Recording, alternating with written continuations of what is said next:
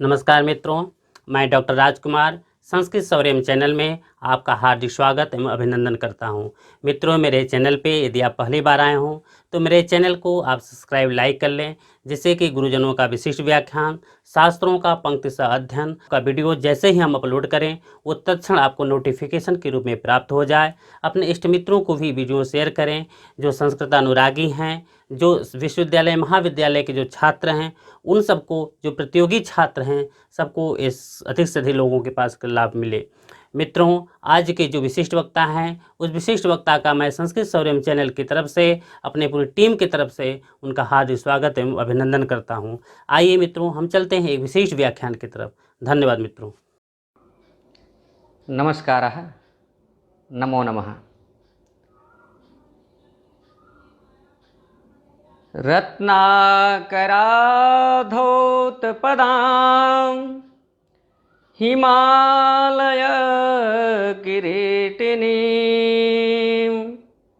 ब्रह्मराजर्षिरत्नाढ्यां वन्दे भारतमातरम्। पठामि संस्कृतं नित्यं वदामि संस्कृतं सदा ध्यायामि संस्कृतं सम्यक् वन्दे संस्कृतमातरम्।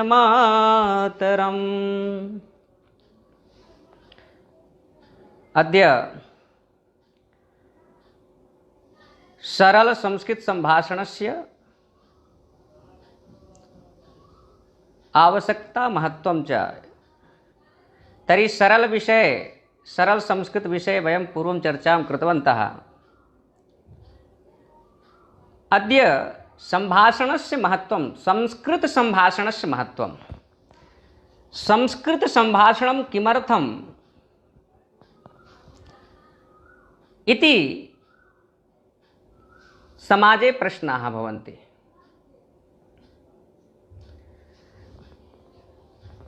तर्हि तत्र वयं किञ्चित् चिन्तनं कुर्मः।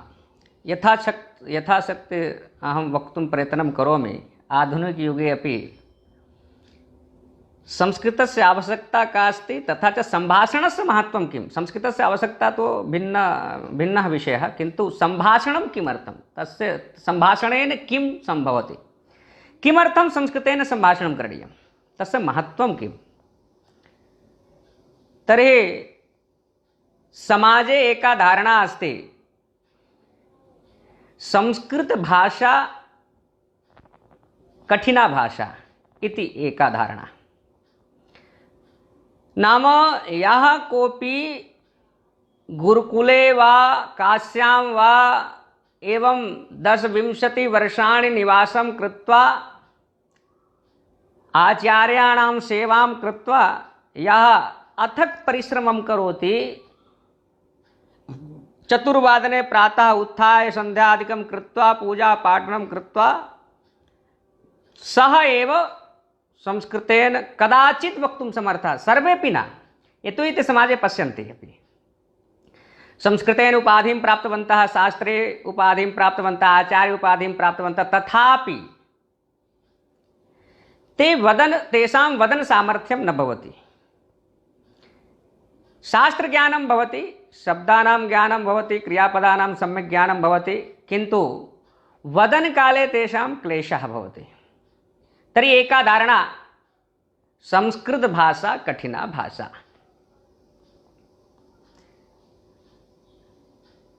द्वितीया धारणा अस्ति निर्जीवा भाषा,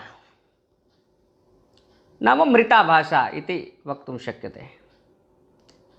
तृतीया धारणा अस्ति वर्गीया भाषा।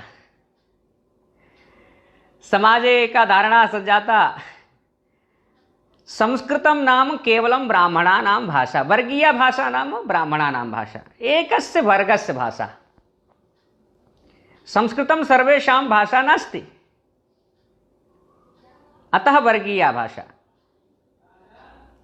प्रथममस्ति कठिना भाषा, द्वितीया अस्ति निर्जीवा भाषा नाम मृता भाषा, तृतीय धारणा अस्ति वर्गीय भाषा। एतेषां त्रयाणां दोषाणां रोगाणां निवारणाय संस्कृतेन सम्भाषणम् अत्यन्तम् अनिवार्यम्।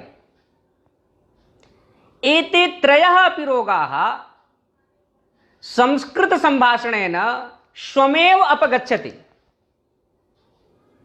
यथा सूर्यः उदेते सति अंधकारः स्वमेव नष्टः भवति, तथैव संस्कृतेन सम्भाषणेन एतादृशाः ये त्रयः रोगाः संस्कृतक्षेत्रे सन्ति, तेषां रोगाणां समाधानं स्वमेव भवति। कथं? कठिना भाषा इति प्रथमं वा मृता भाषा इति प्रथमं स्वीकुर्मः। मृता भाषा नाम वयं तां भाषां वक्तुं शक्नुमः या भाषा कुत्रापि न श्रूयते, नाम कुत्रापि तस्याः भाषायाः श्रवणं न भवति, यः कोऽपि न भवति। तो नाम सामान्यरूपेण बालाः एवं वदन्ति, एवं वैज्ञानिकाः वा विद्वांसः विदुषां चिन्तनमस्ति, यया भाषया समाजे वा जना बालाः न क्रीडन्ति, न वदन्ति, न हसन्ति, सा भाषा मृता भाषा। तर्हि संस्कृते तु एतादृशी स्थितिः इदानीं नास्ति। संस्कृते इदानीं बहवः बालाः सन्ति, संस्कृतेन वदन्ति, हसन्ति, क्रीडन्ति च। पुनश्च अहं संस्कृतं वदामि इति यदि कोऽपि पुरतः वदति संस्कृतभाषा मृता भाषाश्चेत्, यदि अहं संस्कृतेन वदामि चेत् साक्षात् प्रमाणमस्ति, कथं भवान् मृता भाषा इति वदति। अतः तस्य कृते एकम् उदाहरणं भवति। तदर्थं संस्कृतेन सम्भाषणम् आवश्यकम्। यदि भवान् संस्कृतेन सम्भाषणं न करोति, तर्हि भवतः पुरतः यदि कश्चित् वदिष्यति संस्कृतभाषा मृता भाषा, तर्हि भवतः अङ्गीकरणीयः भविष्यति, यतोहि भवान् न वदति। किन्तु यदि भवान् वदति, तर्हि भवान् तत्रैव तस्य मुखपिधानं कर्तुं शक्नोति। यद् अहं वदामि, तर्हि भवान् कथं मृता भाषा इति वदति। एकः अपि जनः यदि वदति, तर्हि सा भाषा मृता भाषा नास्ति। इदानीं संस्कृतेन वक्तारः तु इदानीं 5 लक्ष शिक्षकाः सन्ति, एवं कति कोटिशः छात्राः सन्ति, ये संस्कृतं वदन्ति, पठन्ति, वदन्ति विरलाः। अङ्गीकरोमि। कारणम् अनभ्यासेन, अनभ्यासः अस्ति इति कारणेन। कारणं द्वितीयमपि भवितुमर्हति, संस्कृत आचार्यः न पाठयति इत्यपि कारणं भवति। यतोहि भाषा तु श्रवणेन आगच्छति। वयं सर्वेपि जानीमः भाषायाः 4 कौशलानि सन्ति। प्रथमं श्रवणं, द्वितीयं भाषणं, तृतीयं पठनं, चतुर्थं लेखनं। श्रवणेन विना भवान् भाषायां दक्षतां प्राप्तुं न शक्नोति। तदर्थं श्रवणं करणीयम्। उदाहरणार्थं कश्चित् वदन्ति, कश्चित् बालकः अस्ति, महाराष्ट्रे जन्म प्राप्नोति चेत् मराठी वदति, यतोहि तस्य गृहे मराठी भाषया अधिकाधिक जनाः वदन्ति इति कारणेन सः मराठी भाषया वक्तुं सामर्थ्यं प्राप्नोति। गुजरात प्रान्ते प्राप्नोति चेत् गुजराती भाषया वदति, नाम तस्य मातृभाषा भवति। मातृभाषा इत्यस्य अर्थः भवति मातुः मुखात् यां भाषां शृणोति सा तस्य मातृभाषा। श्रवणं कृत्वा एव, यतोहि बालकः यदा जन्म प्राप्नोति, सः न तो वक्तुं शक्नोति, न तो पठनं कर्तुं शक्नोति, न तो लेखनं कर्तुं शक्नोति। अतः आरम्भतः केवलं सः श्रवणं कर्तुं शक्नोति। अतः वदन्ति एकः बालकः वदनाय एकं शब्दं 1,44,000 वारं श्रवणं करोति, तदा तस्य शब्दस्य उच्चारणं करोति। 1,44,000 वारं,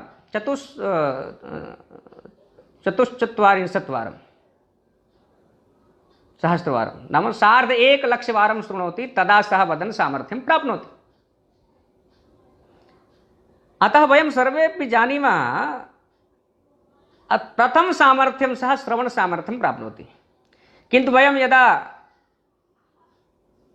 विद्यालयेषु वा यत्र कुत्रापि पाठनाय गच्छामः तर्हि अस्माकं कृते एकः प्रश्नः आगच्छति, पुरतः यः अस्ति सः न अवगच्छति,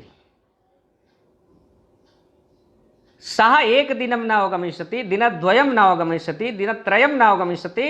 यदि सः वारं वारं श्रोष्यति, तान् एव शब्दान् वारं श्रोष्यति, निश्चयेन सः वदन सामर्थ्यं प्राप्स्यति। न्यूनातिन्यून अवगमन सामर्थ्यम् आरम्भे अनन्तरं वदन सामर्थ्यम्। अतः तदर्थं वदनम् अनिवार्यम्। तदा एव एषा भाषा कठिना अस्ति इति समाजे या धारणा अस्ति तस्य नाशः सम्भवति। पुनः पूर्वम् अहं सरलविषये उक्तवान्, सरलधारणा तदा एव भविष्यति यदा भवान् सरलभाषया अभिनयसहितं यदा वदिष्यति तदा। केवलं कथनेन न भवति, आचरणे अनिवार्यं। भवान् आचरणं करोति वा न वा? अहं वदामि कर्तरि प्रयोगः करणीयः, कर्तृवाच्यस्य प्रयोगं करोतु, किन्तु भवान् स्वयमेव न करोति। अहं वदामि संस्कृतेन वदन्तु, प्रयत्नं कुर्वन्तु, किन्तु भवान् स्वयमेव न वदति। आरम्भे 10 दिनानि 15 दिनानि वा मासं वा तेषां क्लेशः भवति।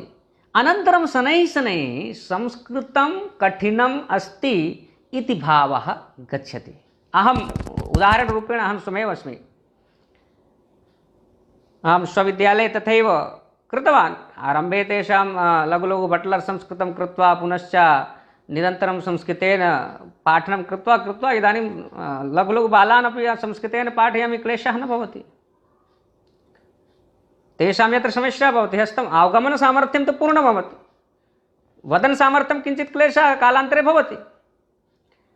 यतोहि एतद् सामान्यरूपेण एवं वदन्ति जनाः, यः बालकः जन्म प्राप्नोति, जन्म अनन्तरं यदि तस्य श्रवणं न्यूनं भवति, यावत् न्यूनं श्रवणं भवति तावत् अधिकं कालं सः वदनस्य कृते स्वीकरोति।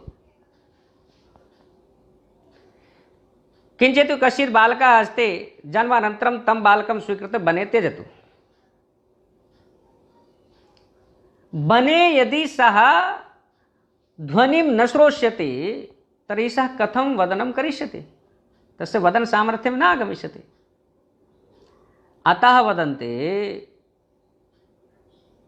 संस्कृतं कठिना भाषा नास्ति, सरला अस्ति इति भावजागरणाय संस्कृतेन सम्भाषणम् आवश्यकम्। पुनः वर्गीया भाषा। किमर्थं वर्गीया भाषा इति धारणा जाता अस्ति? समाजे ये जनाः सन्ति ते केवलं संस्कृत नाम ब्राह्मणाः ये भवन्ति तेषां नाम तेभ्यः मुखात् एव संस्कृतं शृण्वन्ति। विवाहे यः विवाहं कारयितुं गच्छति सः, अथवा पूजा पाठ इत्यादिषु वा, विद्वद्गोष्ठीषु चर्चासु वा, नाम यत्र कुत्रापि सः यदि संस्कृतं शृणोति तर्हि केवलं सः ब्राह्मणानां मुखात् एव शृणोति। तर्हि किमर्थं तस्य धारणा न भविष्यति? निश्चयेन भविष्यति। अतः यदि सः उद्याने वा, मन्दिरे वा, मार्गे वा, तडागे वा, सिनेमा हाल् इत्यादिषु वा, यत्र आपणे वा, यत्र कुत्रापि संस्कृतं यदि श्रोष्यति तर्हि तस्य सा धारणा गमिष्यति। एतेषां त्रयाणां रोगाणां निवारणाय सम्भाषणम् अत्यन्तम् अनिवार्यं। स्वमेव एतेषां त्रयाणां रोगाणां निवारणं समाजात् भविष्यति। किन्तु तदर्थं सम्भाषणम् आवश्यकं, तदपि संस्कृतेन सम्भाषणं। भवान् तस्य अनुवादं कृत्वा वदति तर्हि सः न अवगमिष्यति। उदाहरणार्थं भवान् मदिरापानं करोति अथवा तमालपत्रं खादति, अनन्तरं स्वपुत्रं वदतु तमालपत्रं मा खादतु हानिकारकम् अस्ति। तर्हि सा भवतः वचनं न श्रोष्यति। एका कथा आगच्छति, भवन्तः श्रुतवन्तः स्युः। एकः स्वामी आसीत्, एका महिला आसीत्, तस्याः पुत्रः बहु गुडं खादति स्म। अत्यधिकं गुडं खादति इति कारणेन तस्य उदरे विकारः अभवत्, नाम उदरं नष्टं, भिन्नभिन्नरोगाः। कश्चित् उक्तवान्, तत्र स्वामी अस्ति, सः यद् वदति सर्वे तथैव आचरणं कुर्वन्ति, तस्य वाण्यां प्रभावः अस्ति। सा महिला अपि गतवती, गत्वा निवेदनं कृतवती, एषः बालकः गुडं खादति, अहं वारं वारं निषेधं करोमि, किन्तु सः तथापि खादति। स्वामीवर्यः चिन्तनं करोति, अनन्तरं वदति, भवती दिनत्रय अनन्तरम् आगच्छतु, पुनरागच्छतु। सा महिला दिनत्रय अनन्तरं पुनरागच्छति। पुनः स्वामीजी वदति, दिनद्वयानन्तरम् आगच्छतु।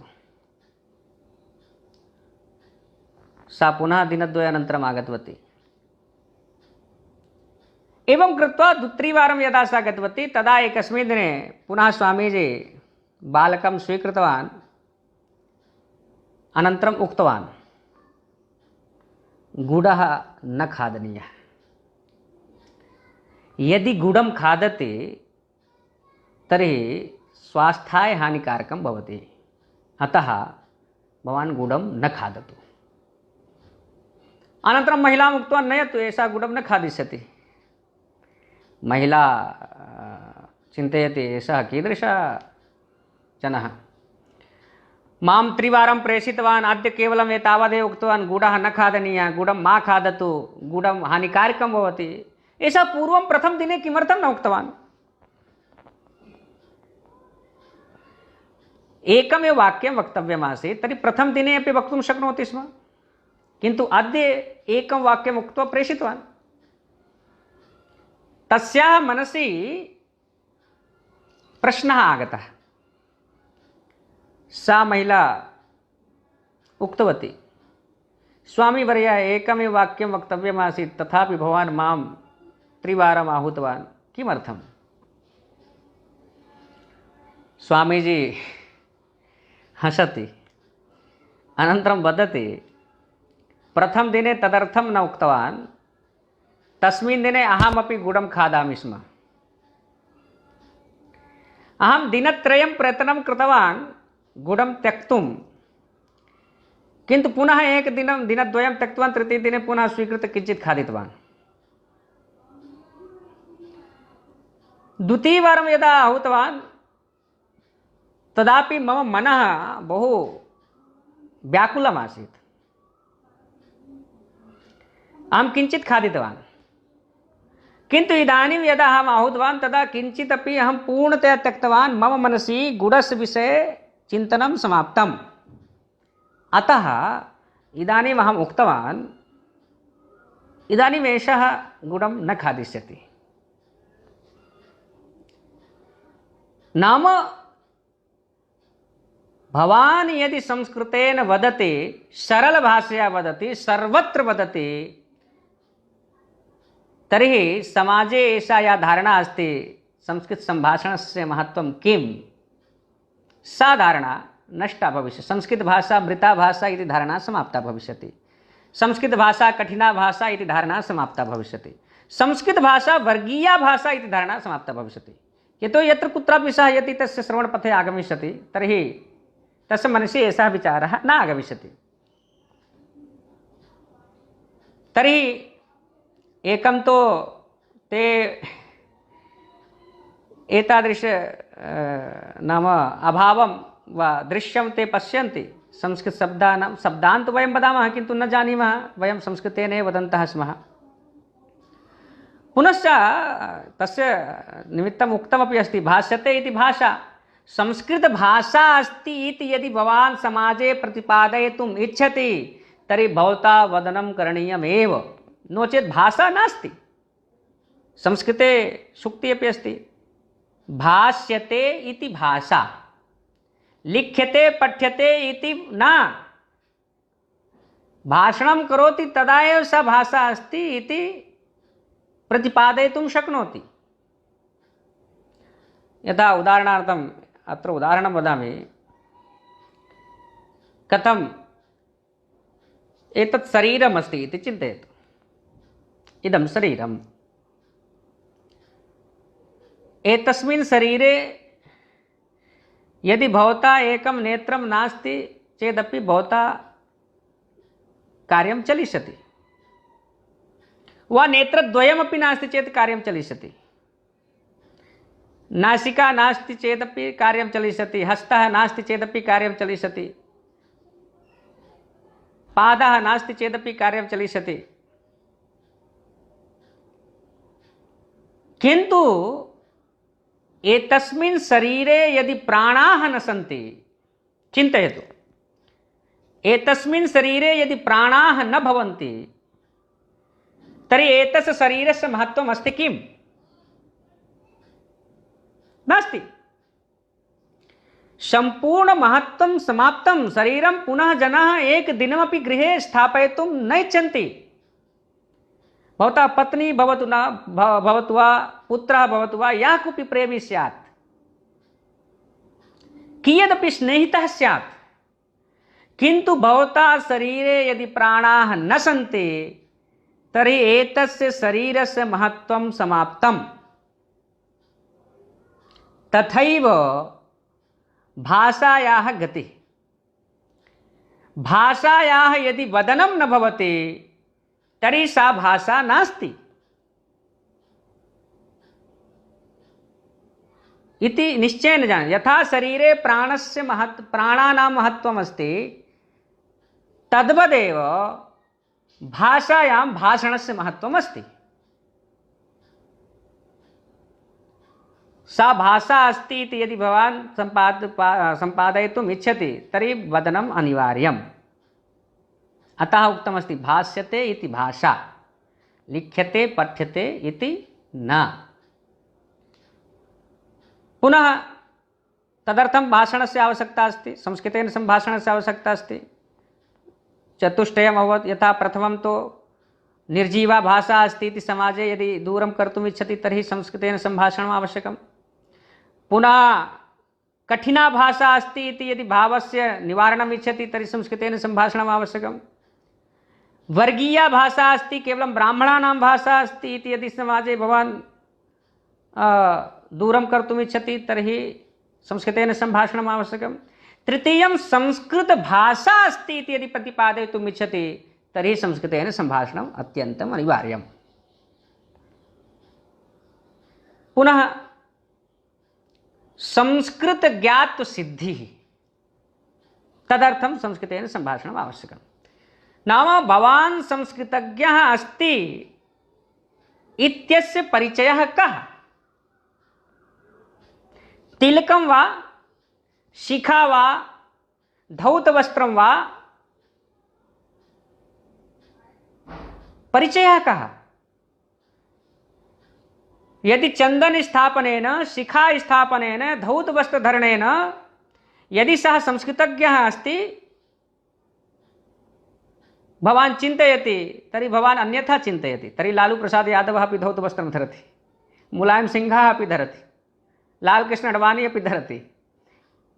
एवं बहवः ग्रामेषु तु वृद्धाः पूर्वजाः ये सन्ति ते सर्वेपि धौतवस्त्रं करांशुकं, ये तो भवान् भारतीयः अस्ति इत्यस्य तु ज्ञानं भवति। चन्दनं स्थापनेन, शिखा स्थापनेन, धौतवस्त्रधरणेन भवान् भारतीयः अस्ति इत्यतु ज्ञायते, तत्र नास्ति सन्देहः। किन्तु भवान् संस्कृतज्ञः अस्ति इत्यस्य ज्ञानं न भवति। तस्य ज्ञानं तदा एव भवति यदा भवतः मुखात् कश्चित् संस्कृतं शृणोति तदा। एवमेव मार्गे चलनेन कश्चित् चन्दनं स्थापितवान्, शिखां स्थापितवान्, तो एषा एका धारणा अस्ति, एषा पण्डितः स्यात्, एषा संस्कृतं पठितवान् स्यात् इति कदाचित् वक्तुं शक्नोति सामान्यरूपेण।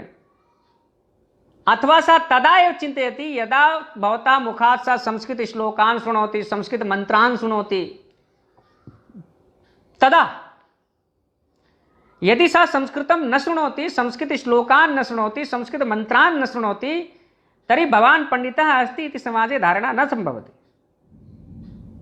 अहम् उक्तवान्, बहवः धौतवस्त्रं धरन्ति, बहवः तिलकं संस्थापयन्ति, बहवः शिखां स्थापयन्ति, तेन भवान् भारतीयः इत्येतत् ज्ञानं भवति, किन्तु भवान् संस्कृतज्ञः अस्ति, एतस्य ज्ञानं यदा भवतः मुखात् कश्चित् संस्कृतं शृणोति तदा एव नाम सः संस्कृतज्ञः इत्यस्य ज्ञानं भवति। एकम् उदाहरणं वदामि। एकः संस्कृतशिक्षकः संस्कृतभारती वर्गम् आगतवान्। तत्र संस्कृतभारत्याः 10 दिनानां वर्गः भवति, आवासी वर्गः। सः वर्गम् आगतवान्। 10 दिनानि यावत् वा एक भवति संवादशाला देहल्यां तथा च काश्यां प्रचलति, तत्र 5-10 दिनानां भवति। एवमेव सः वर्गम् आगतवान्। तत्र अखण्डसंस्कृतमय वातावरणं भवति। सर्वदा तत्र यः कर्मचारी भवति, कर्मकरः भवति, यः रोटिकापाचकः भवति, यः कोऽपि स्यात्, सर्वेपि तेषां कृते निर्णयः भवति संस्कृतेन एव सम्भाषणं करणीयम्। एवं श्रुत्वा तत्र यः कोऽपि गच्छति सः सम्भाषणं कर्तुं सामर्थ्यं प्राप्नोति। सः 10 दिनानां वर्गं कृत्वा गृहम् आगच्छति। गृहम् आगतवान्। अनन्तरं गृहे पत्नी आसीत्। सः पत्नीम् उक्तवान् अभिनयसहितं, चषकपरिमितम् एकचषकं जलम् आनयतु। संस्कारः आसीत्, यदि पति बहिर्भागात् आगच्छति तो जलं दातव्यं। सः अभिनयं कृतवान् इति कारणेन सा ज्ञातवती नाम 1 गिलास् पानी इच्छति। किन्तु सः किञ्चित् स्थित्वा तस्य मुखमेव पश्यति। पतिमहोदयः वदति, किं भवती मां पूर्वं न दृष्टवती किम्? सा उक्तवती दृष्टवती, किन्तु एतादृशं रूपं न दृष्टवती। सः चिन्तितवान् बहुकालानन्तरं 10 दिनानि अनन्तरम् आगतवान्, कदाचित् स्नेहः अधिकः जागृतः स्यात्। यतोहि वियोगकाले स्नेहः वर्धितः भवति।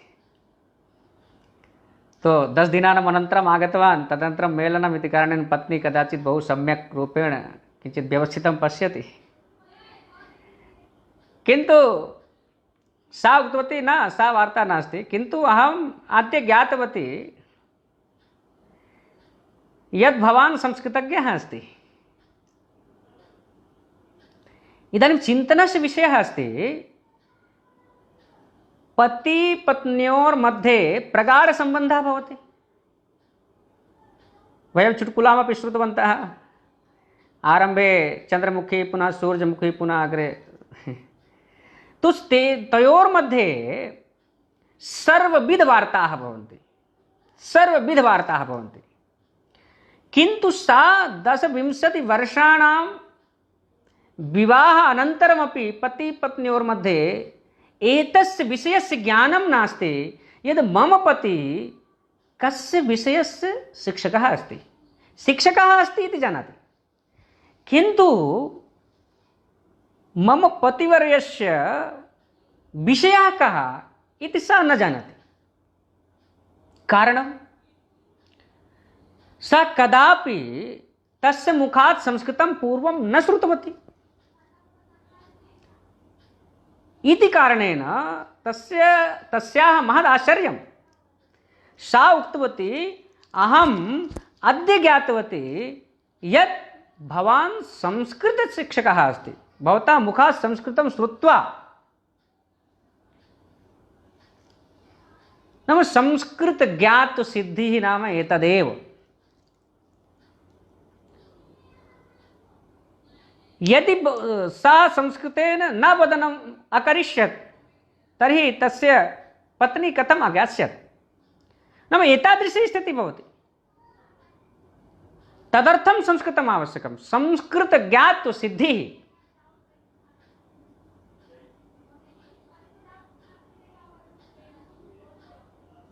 अहं बारम्बारं वदामि, बहवः पृच्छन्ति संस्कृतसम्भाषणेन किं भवति, तस्य महत्त्वं किं, वैशिष्ट्यं किम्। अहम् अग्रे इतोपि 65 दिनानि भविष्यामि, वदिष्यामि, एकमेकं बिन्दुं वदिष्यामि। वस्तुस्थितिः एषा अस्ति। पुनः भाषा अध्ययनं सुकरं भवति संस्कृतसम्भाषणेन, रटनाभ्यासेन न। अहं पूर्वमपि उक्तवान्, भवान् रटनं कृत्वा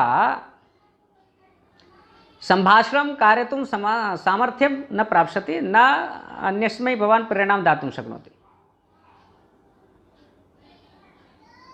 तदर्थं यदि भवान् वदन् भवति, संस्कृतेन वदनस्य प्रयत्नं करोति, तर्हि भाषा स्वमेव सरला भवति। इदानीं परिषदः वक्तव्यं वा, परिषदस्य वक्तव्यं वा इति ज्ञानं कथं भवति? श्रुत्वा श्रुत्वा उक्त्वा उक्त्वा तस्य प्रोत्साहनं करणीयं। समाजे भवति किं, कश्चित् यदि दोषम् उक्तवान् तर्हि झटिति न, एवं न भवति। संस्कृतवदनं अशुद्धं नाम पापकार्यम् इति धारणा निर्माणं जातम्। अरे मालिक, अरे प्रभु, व्यवहारिकी भाषा पृथक् भवति। वेदानां मन्त्राणाम् उच्चारणं कदाचित् पापाय भवति, अशुद्ध उच्चारणं। सम्भाषणं पापाय न भवति। यदि सम्भाषणं पापाय भविष्यति तर्हि तु समाजे कश्चिदपि वदनमेव न करिष्यति।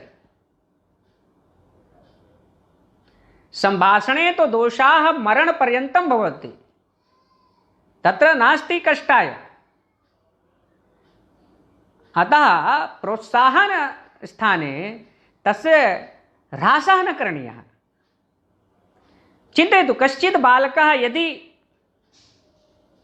भवन्तः समाजे पश्यन्तु, यदि कश्चित् बालकः चलन समये पतितवान् और तस्य माता गच्छति, उत्साहेन उत्थापयति, भवान् बहादुर अस्ति, भवान् वीरः अस्ति, भवान् शिवाजी अस्ति, न किमपि न अभवत्, किमपि न अभवत्, बहादुर, मम बालकः बहु उत्तमः बालकः। तर्हि सः झटिति पुनः चलनस्य प्रयत्नं करोति। किन्तु यदि सः बालकः चलति और पतति और भवान् गत्वा चपेटाद्वयं ददाति, भवान् पतति वारंवारं, तत् दुर्बलः। तो कदाचित् सः द्वितीयवारं चलनस्य चिन्तनमपि न करिष्यति, साहसमेव न करिष्यति। संस्कृतक्षेत्रे एतदेव भवति। वदनकाले कुत्रचित् दोषः भवति चेत्, यदि 10 जनाः वदन्ति कथं सः दोषयुक्तं वदति, वदनं न जानाति तर्हि किमर्थं वक्तुम् आगच्छति इति वारं वारं प्रोत्साहनस्थाने तस्य उल्लासस्य, तस्य उत्साहस्य नाशं कुर्वन्ति। ते एव संस्कृतनाशकाः, न कि संस्कृत उद्धारकाः। उदाहरणम् अहम् उक्तवान्, भवन्तः समाजे पश्यन्तु, एषा किं वदन्ति, प्रैक्टिकल्। संस्कृत सर्वत्र एषः नियमः प्रभावीरूपेण भवति। अहं चिन्तयामि, प्रायः अर्धघण्टातः उपरि अभवत्। तर्हि अद्य केवलम् एतेषां निमित्तं संस्कृतम् अनिवार्यं नाम चतुर्णाम् अंशान् अहम् उक्तवान्। अग्रे श्वः चर्चां कर्तुं प्रयत्नं करिष्यामि। एक पङ्क्ति वा पङ्क्तिद्वयं गीतं वदामि। कालिदासो जने जने कंठे कंठे संस्कृतं, कालिदासो जने जने कंठे कंठे संस्कृतं। ग्रामे ग्रामे नगरे नगरे ग्रामे ग्रामे नगरे नगरे गेहे गेहे संस्कृतं। कालिदासो जने जने कंठे कंठे संस्कृतं। सरला भाषा मधुरा भाषा सरला भाषा मधुरा भाषा दिव्या भाषा संस्कृतं।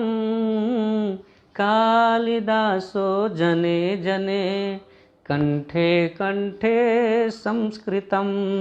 कालिदासो जने जने कंठे कंठे संस्कृतं। ग्रामे ग्रामे नगरे नगरे ग्रामे ग्रामे नगरे नगरे गेहे गेहे संस्कृतं। कालिदासो जने जने कंठे कंठे संस्कृतं। नमस्कारः, नमो नमः, पुनर्मिलामः।